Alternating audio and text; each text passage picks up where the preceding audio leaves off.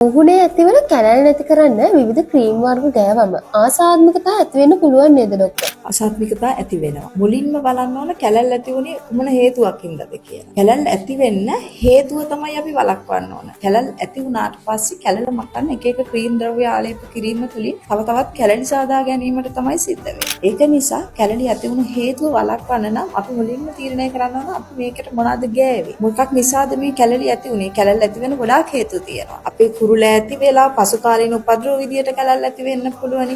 අපි කුරුල්ලා ඇති වුණාට පස්සේ ඒවා මිරිකලා කඩලා ඒ වගේ තත්ත්ව නිසා කැලැලි ඇති වෙන්න පුළුවනි. ඒ වගේම බ්ලීචින් ක්‍රීම් වර්ග භාවිතා කිරීම නිසා මුනේ පැතිරුණු ගෙඩි ඇවිල්ලා ඒවා තුලින් කැලැල් ඇති වෙන්න පුළුවනි. කැලැලේ ස්වභාවයත් එක්ක කැලැල් ඇති වුණු හේතුව සොයාගෙන ඒ සඳහා තමයි පිළියම් කළ යුතු වෙන්නේ.